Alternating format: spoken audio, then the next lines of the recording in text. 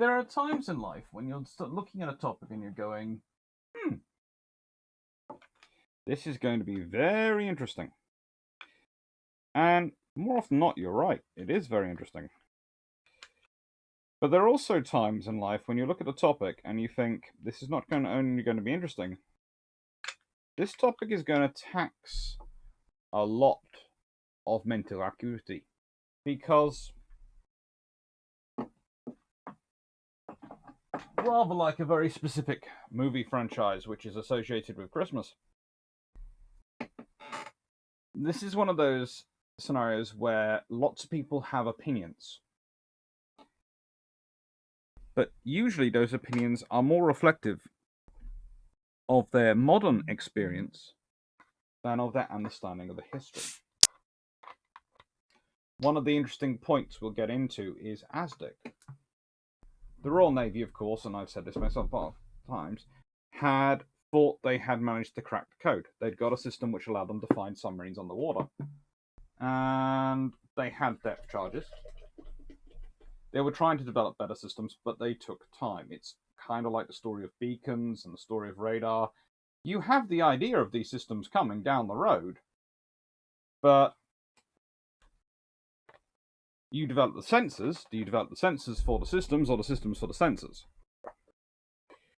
And you have to develop the tactics around it. And you do the tactics in exercises, and exercises are very good, but they're also artificial.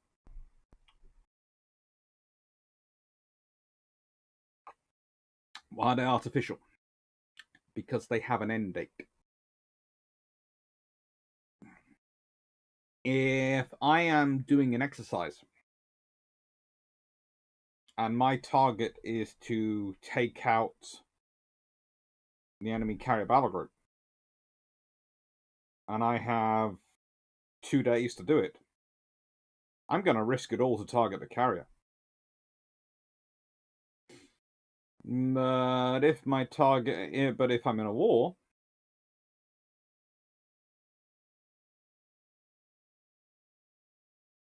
I might take out an escort. 1920s and 30s, what's the big thing I want to take out? Battleship. Because that's what I want to claim to have sunk. That's the sexy. I know. That's often used to downplay the poor Japanese pilots at Pearl Harbor, but actually the Japanese pilots at Pearl Harbor just following their target list. And their target list listed battleships and carriers at top. Ain't carriers there, we're going to target the battleships. The Royal Navy started into war period with the L class as their major backbone, and the H class, I'll be talking about in a bit, but also the W class destroyers. And these two vessels, groups of vessels, really represent the pinnacles of technology as they expressed at the end of World War I. So then the Royal Navy's in quite a good place. It doesn't need to launch a mass building program in the 1920s. It can afford to go for an evolutionary technological approach, and it does this.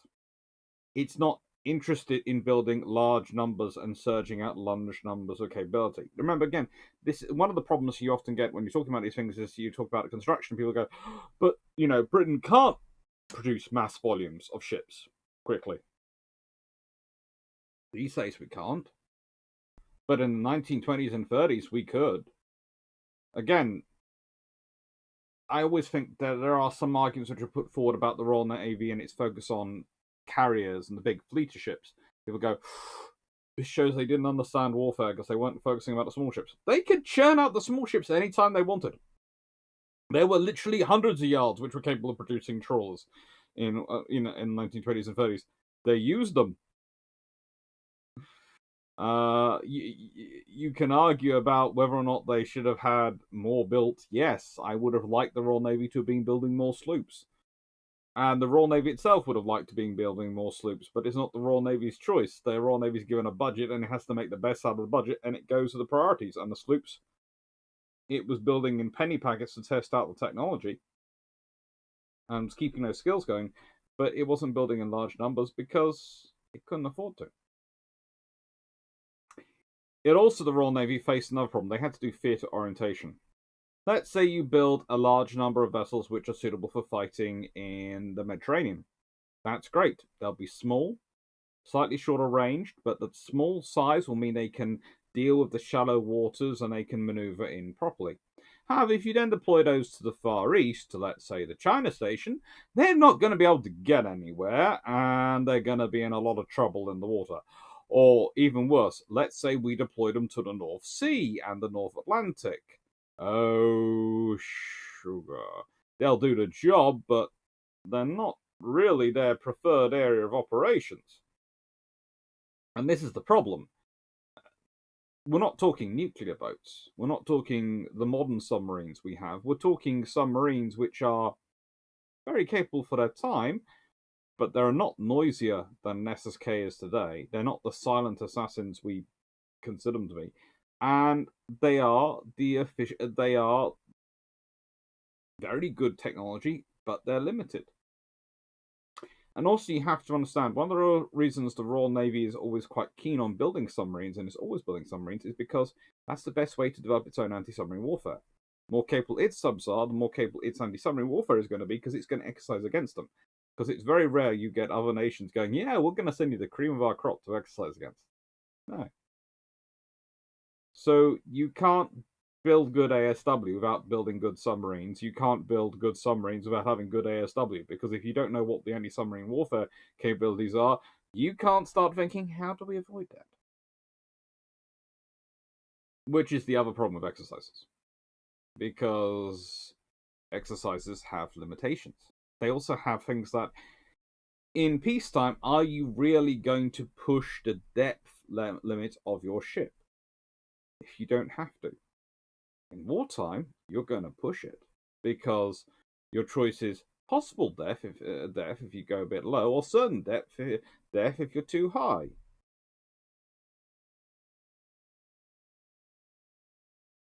You know which one you're going to pick.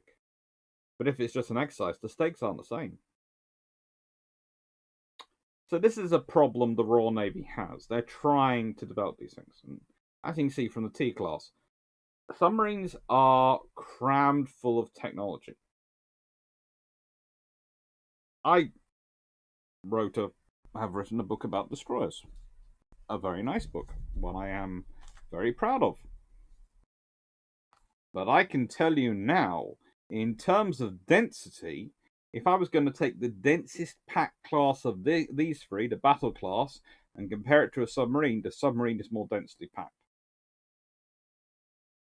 There is not an inch to swing a cat, let alone a poodle. There just isn't the space. And that is one of the problems with submarines. You have to pack everything in. So everything is a trade-off. Do you pack this piece of kit in, or do you pack in more battery space? Do you make your submarine longer, better, which might induce weaknesses, but also might affect its handling characteristics? Do you want to make it thinner and thinner? One of the interesting things about the U-class is they are the first submarines which are designed with a massive attention to detail in terms of their underwater speed performance. And this is why they are so capable. But this then is retroactively, those technologies, those lessons are then retrospectively applied to the T-class and the S-class boats, which is why those are classes suddenly seem to change in the middle of the war. And people go, oh, it's wartime experience that caused these changes. And you go, no, it was the testing done as the U-class. How was that testing done? Well, that testing was suddenly possible for the U-class design because they changed the testing facilities to actually better simulate underwater and evaluate underwater performance, which was actually an improvement in camera technology. So this is what you start to get through. These things are all built upon lots of interlocking layers of technological development. And this has an impact. You might go, why is the Royal Navy less keen on pursuing snorkel systems? Why do they not push that more? to get it from the Dutch. They just like the Germans, and they don't push it as much.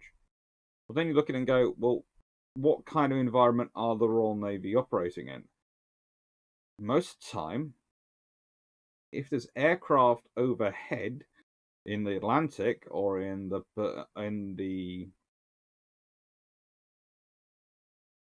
Pacific, well, they've got a good chance of being allied. They might not be, but in the Pacific, it's pretty big, and frankly, there aren't that many submarines. So well, hopefully they'll be able to hide in anonymity. And also, Japanese air-based ASW was patchy. In areas, it's very, very good in some units. In other units, it's...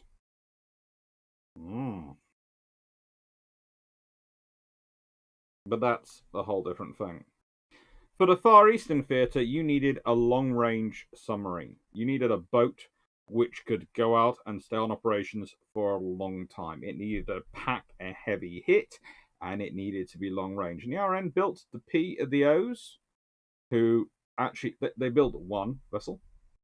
We think we can change things. Build 2 more. Yeah, we'll sort of go with this. Build 6 more. Yeah, this is a fun design we're happy with. Well, we like a few main changes. So, Parthian class, which are another 6 boats. And then they go, not got quite enough, would like to make a bit of an improvement. Think we can test this tech out a bit more. The 4 rainbows. So this is OPR. Not OBR, the Office of Budget Responsibility. OPR. Odin, Parthian, and Rainbow.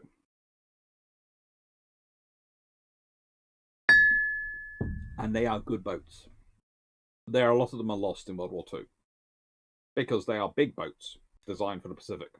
And they end up having to fight in the Mediterranean because the RN doesn't have enough boats for fighting the Mediterranean and the North Atlantic. But hey ho, for North Sea and Mediterranean, they were partway through their replacements. Their first batch of replacements were the S-class, which replaced the H-class from World War I.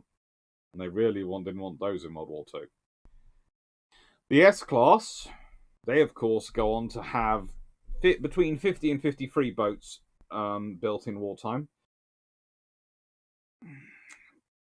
The fact that there is a debate is interesting, but it depends on where you can, I think the number differential depends on where you consider the destruction.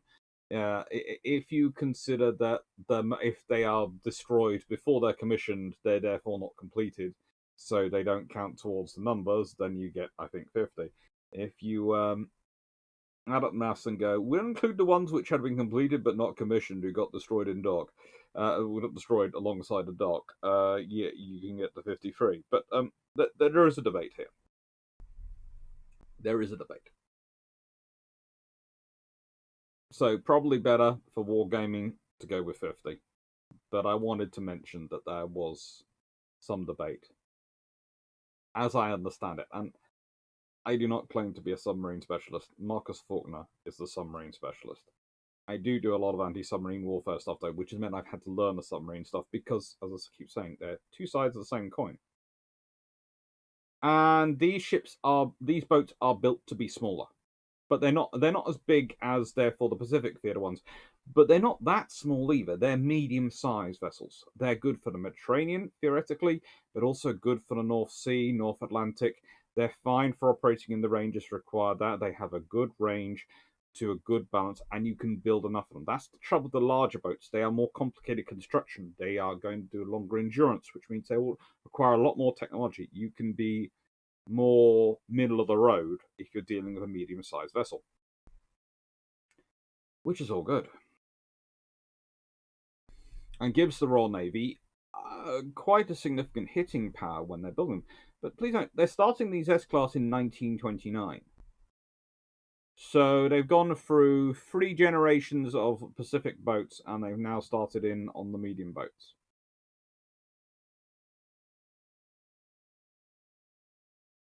And they don't stop there. They also have the River-class fleet submarines, which were supposed to be able to keep up the fleet. They built 3 of those. They weren't that keen on the idea, but they did provide a nice big hull and a nice big design. And if that looks sort of similar to another class which comes later, yes, I do partially consider the Rivers to be the, how to put it, the intermediaries between the OPRs and the T-class. And then you also have the mine-laying submarines, which is a lovely idea. Basically, you're turning you're looking back at World War One. You're going, what were the most successful submarines in World War One? The Germans deployed the mine-laying submarines by far. The Germans didn't learn that lesson, but the Brits did. And the British went, right, and let's build some mine-laying submarines. They do really quite well, but even though one of them does end up serving for the other side. But they're good boats, and they are a building of what we can keep going. Finally, you need to replace the OP and R classes. Well, here come the T-boats. They're ordered from 1935 onwards, so they have been well and truly under construction by the time World War II turns up. This is another thing you have to remember. Okay, the Royal Navy's got into 3 entire classes of vessels, which they've decided they've built, and they are now replacing. They're growing the numbers slightly, but they're also planning on replacing those boats. This is something you have to think about when you see them fighting in World War II and you look at their wartime record. Those weren't the boats. If the war had been delayed till the 1940s, those weren't the boats that would have been in service. It's like the S-class. They were fine, but they did some testing in the Mediterranean and went, you're a little bit big for the Mediterranean. So they came to the U-class, which they did some wonderful testing on, developing the hull, developing the shaping of the hull, as said, and they would go on to huge numbers. And please note, 49, 50 plus, 50 plus. The Royal Navy is building roughly 150 submarines during World War II. It's not building a small submarine force. And it starts off with quite a large submarine force. And yes, it loses boats, but it is maintaining quite a respectable force the entire way through World War II. Sometimes people turn around to me and go, well, why didn't the Royal Navy build as many submarines as the Germans? The Germans were building submarines to attack the convoys. Where were the mass convoys the Royal Navy was going to attack with submarines? In the Mediterranean? Pretty much. U-class. They're there, they're doing it. 10th Flotilla out of Malta. That's the great thing. When you have a base in the middle of your enemy's supply lanes, you don't need as many boats because they literally go out and they're barely out the harbour and, oh, we've got targets going past us. Yay! Then go back. You don't need as many subs. So it's a very different submarine operational standing. Developing the sub-hunters is just as actually theatre-specific, but also role-specific. If you're developing a submarine hunter for a convoy protection, they need to be long-ranged, can be focused on ASW, with everything else being limited. That's fine. But if it's for the fleet, well, they need to be high-speed, because they need to keep up with the fleet units when they're manoeuvring. They will also definitely need some heavy AA for a defense, because you're going to have air attack, and that's going to be part of their design structure. And they will need firepower for engaging ships. Think about this when we get to some of the larger sub-hunters, because you'll look at them and go, oh, you can actually tell what roles they're designed for. What ships are they designed to engage with? Because if you're designed to engage ships which are smaller than you, guns will probably do. Fast firing. If you're engaging ships which are bigger than you, i.e. you're part of a fleet unit, you're probably going to need torpedoes. Torpedoes are heavy and take up space, as do bigger guns you might need to carry. In which case, you have less space, perhaps, for your operations. There is also another trouble. If you're operating at high speed, your ASDIC probably isn't going to work. In fact, before we get into the ASDIC, it's worthwhile to think about that while talking about subhunters. ASDIC, or it and sonar are not that dissimilar. In fact, they're the same, pretty much the same system. They evolve into each other. It's a transmitter receiving, sending out a highly directional sound wave through the water. If the sound wave hits a submerged object, it's reflected back and picked up by the receiver. The length of time from a transmission until the echo was received was used to measure the range, which was shown as a flickering light on the range scale. By mounting the transmitter head so that it could be directed almost like a searchlight, the bearing of the target could be read from the compass receiver. The transmitter, sound generator head, extended beneath the ship and was encased in a large metal dome to minimize the noise of the water rushing past the ship while at moderate speed. This dome was filled with water, though through which the sound passed, although this water was stationary and acted almost like a bumper. Noise level remained relatively low at moderate speeds, but anything above 18 knots results in too much noise and good contacts were difficult to find. The same results also resulted from bad weather when ships were rolling, pitching, and heaving. The standard pattern was to put the ASDIC through roughly 45 degrees each side of the basic course of the vessel.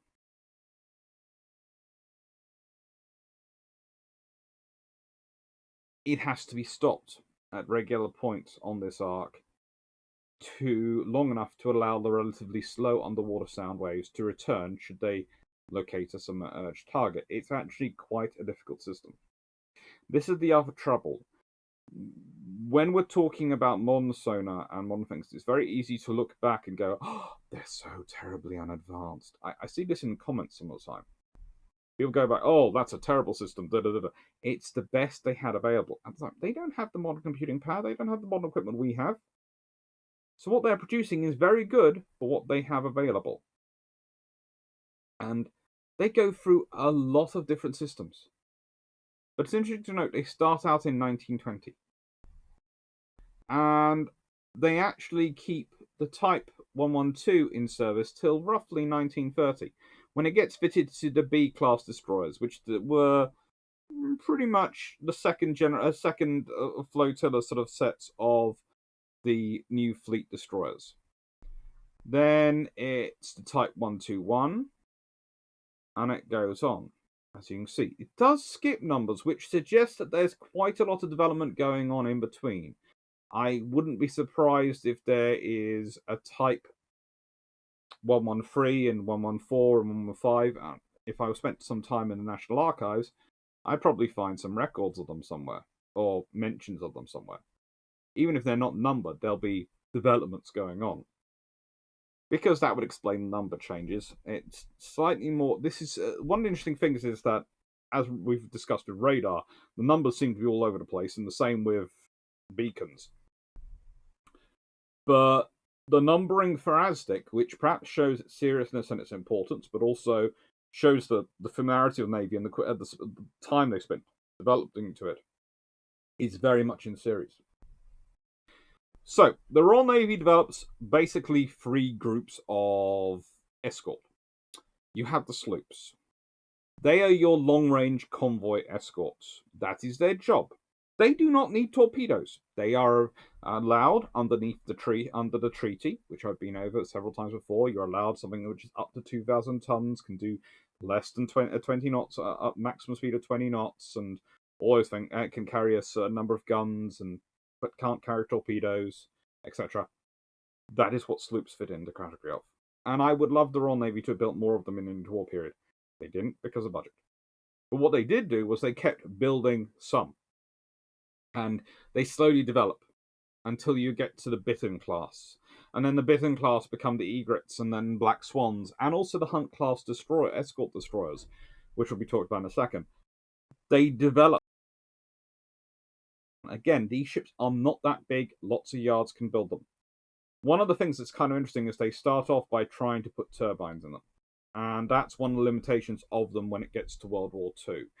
And this is one of the reasons why you end up going with corvettes and then frigates, is because of turbine production. If I have to put my turbines in a unit, what am I going to do? Put it in a sloop or put it in a destroyer? Sloop can do a long-range convoy escort, but a destroyer can do long-range convoy escort if I really need it to do. But it can also do other things. Would I put it in? No. But the sloops are very, very good at what they do. They are the anti-submarine warfare specialists. They are orientated around that from the get-go. And does it matter that the Aztec doesn't that work that well above 18 knots? These ships max out at 20 knots. The odds of them ever spending a long time above 18 knots is absurdly unlikely. Most of the time, they're going to be spending searching and protecting convoys moving probably at about 10 knots, if they're a fast convoy, 16 knots. Maybe. Occasionally, some convoys do go faster, but most convoys were not that quick. Because remember, a convoy is limited by the speed of its slowest merchant, slowest member. Trawlers. Well, you have the Kingfisher class, which was an attempt to say, well, can we build these? Which is better? Is it better to build these capabilities into a sloop hull or into a trawler hull? And they also build the HMS Bassett, or HMS Majesty's Trawler Bassett. Bassett is launched in September 1935. And the Kingfisher class are launched in 1935. It's amazing. Anyone thinks someone was testing something out and thinking about it. But also you can start to see that the Royal Navy is really looking at and preparing for a World War II. So, if they are building a large conflict, they're thinking it's going to be in the 1940s. Because they're thinking they're able to do some iterative design work and testing. They build 3 batches of 3 of the Kingfisher class. They build a couple. Then they build a couple more. Then they build a couple more. Then they place a massive order. That's basically the British way with the trawlers. Frick, things looking dangerous. Okay, churn them out. What are these? Are these your long-range escorts? No. These are your coastal escorts. Why? Because the Royal Navy knows it's going to need coastal convoys as well as oceanic convoys. And again, you don't need as big a ship for a coastal convoy as you do for an oceanic convoy. It doesn't need to have days worth of fuel and days worth of supplies. No. What does it need to do? Stop coastal submarines and preferably take out mines. Because again, if one of these gets taken out by a large mine, it's annoying. You don't want to lose people. You don't want to lose lives. But it's not going to break the British back. You lose enough merchant ships, you could be in trouble. So this is where these smaller escorts come in. And they are cool. And they are literally built around gun, depth charges. Gun, depth charges. Because the Royal Navy at this point doesn't have weapon systems better than the depth charges. They're trying to develop them. There's an argument with the Hedgehog system, which does come into service in... the Hedgehog system comes into service in 1942, but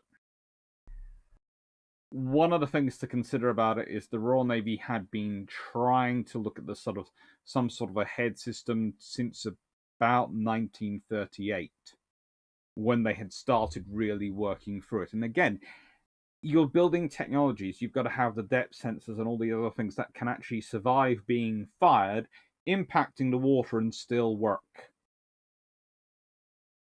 Okay? So it's not just a case of, oh, we have this tech, it works. Yay. No, it's does it work after we've fired it? Boom.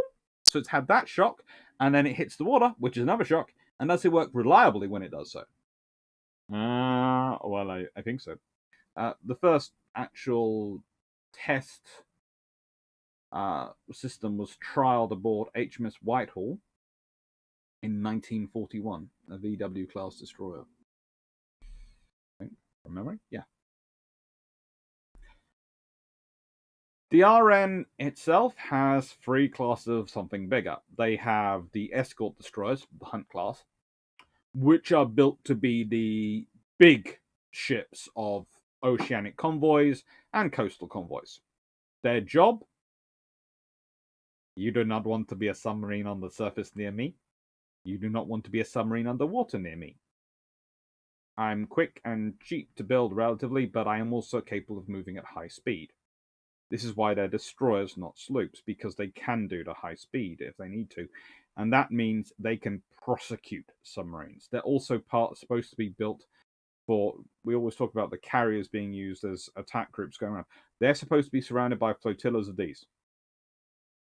The thing is, that flotilla is supposed to be backed up by at least half a flotilla of fleet destroyers, which have torpedoes with them in case of any surface ships turn up that need to be taken out, and probably led by one or two of these, if you're going for the full scenario, and have a couple of tribals there as the big ships to go, you're not getting to the carrier under no circumstance. But that isn't how the world goes. The Royal Navy doesn't get to build its fleet it's envisaging in the mid-1930s. It doesn't get to even build the fleet it's envisaging in the early 1930s. It gets to build the fleet it gets to build because of wartime. The exercises in the Mediterranean are another reason for some of the issues the Royal Navy has with anti-submarine warfare and submarine warfare, because the Mediterranean is a very good exercise area because it's relatively reliable weather-wise. It's relatively predictable operational-wise, and the Royal Navy has lots of facilities there that they can use to support it. But it's far enough away from the British press and British government that they can exercise quite unimpeded. They can also use it as a method of deterring and reminding the French and the Italians exactly who the big boy is in the ocean, in the local neighborhood. That sounds rather puerile, but it's true. It's pretty much, it's a form of deterrence. You have a big exercise right next door to the Italians, and you go, who owns this ocean? But the Mediterranean is also predictably calm weather, so ASDIC tends to work quite well on it. It's not rough and heavy seas. Submarines also tend to have quite a nice time in the Mediterranean. Again, not rough and heavy seas, but if you bring in your big fleet submarines for part of the exercise, they suddenly become quite big, juicy targets. So they need to be even more careful and cautious because they can't hide depth and they can't hide in the water because the water's so freaking clear. It's annoying.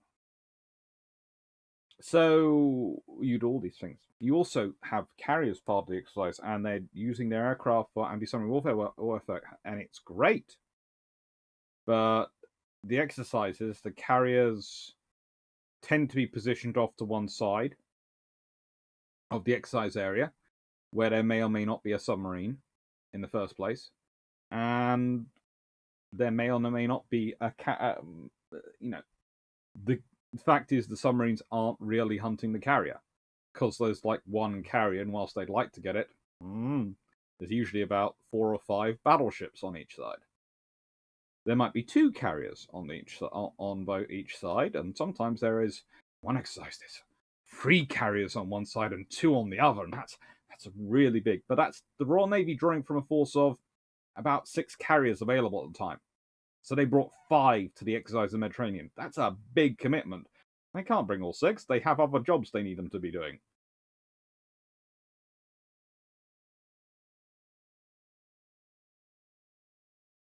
The Royal Navy also does its best of committing some of its best and its brightest. And I'm not going to go into all these officers because you've got Martin Dunbar Smith, who is 1929 to 1931. He is a VC winner. He is one of the best naval officers of his period in terms of his ability to get stuff done and get things fought through. There's an interesting things with the head of the submarine hunters because why are they all captains? It's usually the question I get from students, and I go, that's because there's a rear admiral destroyers in pretty much every fleet. So whilst there's a rear admiral submarine services for the entire submarine service, destroyers have a rear admiral in the home fleet and a rear admiral in the Mediterranean fleet.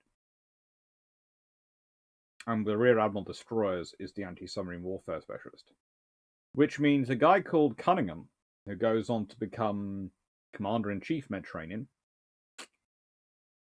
Andrew Cunningham, ABC, is an anti-submarine warfare, is focused on anti-submarine warfare. In fact, if you look at pretty much every rear admiral destroyers and where they got to, they are all major in two things: surface attack and anti-submarine warfare. Air defense at sea, they're usually fairly decent at as well, because that's part of their brief. But not really the majority part of their brief, which might explain some other things.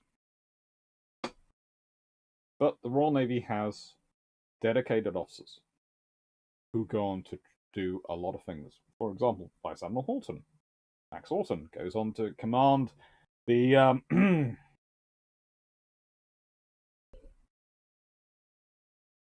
the Atlantic War instead of Percy Noble, who does all the work to set up for him. But here's a good, my favourite example of officers involved. Sir Hugh Francis Paget Sinclair, known often as QX Sinclair, Director of Naval Intelligence, 1919 to 1921, Chief of the Submarine Service, 1921 to 23, Chief of SIS, the Secret Intelligence Service, 1923 to 1939. Dies in November 1939 due to complications due to surgery for cancer. The Royal Navy in 1939 loses Henderson. It loses Sinclair. It loses so many very, very good officers. And this is another problem for the Royal Navy going into World War II, because it takes time to grow officers of that caliber. And it suffers devastating losses. It loses, by my count, about a dozen of its best senior officers. Now, Sinclair, of course, can be claimed, was he really part of the Navy as he was in charge of the intelligence service? Well, he's Q. This is Q. The real-life Q. QX Sinclair. I don't know where you think spy masters like of that caliber grow on trees. They don't. And replacing him, it takes a while for Britain. And you can almost certainly argue that the legacy of his cancer and the treatments in sort of mid 1939 onwards, and the time it takes to grow and really get people into a place after he'd been in charge of it for so long, running it for 6 years, and only a brief interlude as chief in the submarine service in between for 2 years. It takes time, and you can put a lot of the British intelligence failures, I would argue, of 1940, definitely, and in anti-submarine warfare especially, down to that, because an officer like that is not going to forget where he's come from, and in many respects he is therefore a counterpart to Canaris. He is a counterpart to Canaris. They are the wily foxes of submarine, and they both had a submarine background and naval intelligence. And Sinclair's loss and the impact it has on the wider intelligence community and the wider intelligence available to Britain is immense. Why does that matter? Because anti-submarine warfare and submarine warfare is underwater chess. It really is. I know I'm using this picture as a bit of a humor, but it is underwater chess. And It is complicated. But here is the thing. I can predict your move, maybe 2 moves ahead, but I can't be sure because you might change your mind based on my moves. I can predict it, but I can't be 100% sure. Intelligence is the way you can make it sure. You want to know what your enemy is thinking and why they are thinking that. You want skilled people making those assessments and giving information and deploying that information in a way that is most suited to the person listening. No 2 ministers, no 2 naval officers will take the information in the same way. I know from my own experience, if I'm briefing someone of an engineering background, they tend to want the facts, the data, and they will tend to want minimal, what they would term waffle, i.e. what I would call context, nuance, and the stuff which explains it all. But I will adjust to make sure they're listening, because there's no point me telling them in a way that they won't listen to it. But if I'm dealing with someone from a legal art or an artistic background, they tend to want the context and the nuance. They tend to listen to that far more than the data and the facts. In fact, the data and facts tables will tend to get ignored over the context and the nuance because they will read everything into that detail. So I'll need to adjust the briefing because I need the person who likes the facts to understand the context and nuance, and I need the person who likes the context and nuance to understand the facts, because if they don't, then you're in trouble. And it's most seen in anti-submarine warfare, where the technology develops quite so quickly. You have technology coming out of World War I, you then have a sort of plateau as they work to develop things, and then in the 1930s, it blows up again. And what happens in that time? A lot of experience gets made, but a lot of things get tested.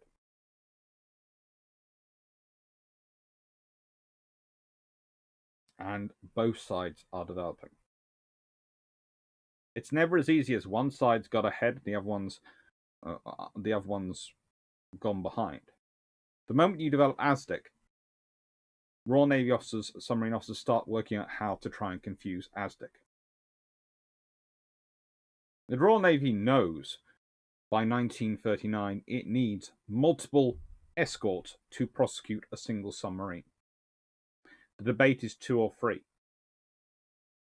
1 to maintain constant ASDIC, and 1 to prosecute the attack, because it will lose its ASDIC lock when it goes in, when it gets close enough in for depth charges, and that's when the submarine can try and duck away. The problem is for the Royal Navy is having enough escorts.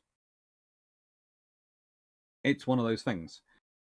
If World War II starts in 1941, well, there's probably a good chance of at least 30-odd hunt destroyers and 30-odd Flower-class corvettes and about 90-odd trawlers and all those sort of things being in service by that point. That makes a big difference to how the Royal Navy looks at the beginning of World War II. Instead, it's got all these things in the production in 1939, but they ain't ready yet. Because everyone was reading their boards wrong, and everyone thought they had longer before the forces actually clashed.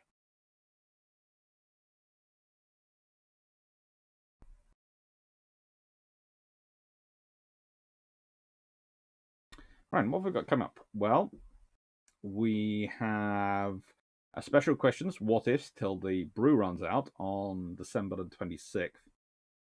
Potentially. It's Boxing Day, and my family might decide that they would rather have my company than my space. In which case, I might go, sorry, deferring it. Which I can sort of do, as I'm not really going to work. 30th of December, the 1905, 1906, and 1911 Balkan crisis. Yes, the YouTube vote has spoken. I've gone through the comments, and those were what came up. And you can also see some long patrols being announced there. We've got the Abdeel class, Kent class counties, Nautilus class of the Kaiserlich Marine, the Pluton of the Marine Nationale. Haven't decided what I'm going to do for 25th of January. And then I've got London class counties and the Brummer class. There might be a theme going on if you are careful.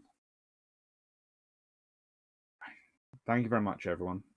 If you haven't seen the Long Patrol, haven't seen it live, and this is the Long Patrol you're seeing, happy Christmas Eve.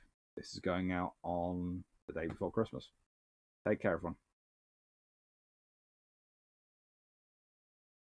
Hope you have a wonderful day tomorrow.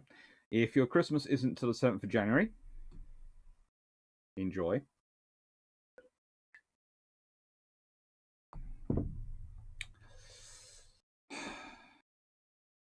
If you're like one of my friends who has the joy of having family who have celebrate Christmas on the 25th and family who celebrate Christmas on the 7th of January, then you of course get Christmas twice every year, or rather, which is a really rather nice experience, especially as both families have decided to get into it and have the Christmas twice.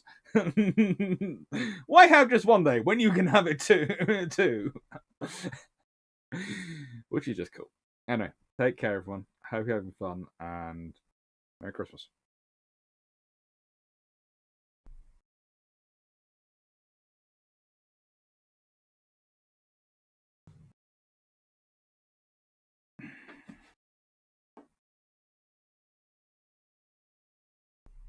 Do you want to say Merry Christmas?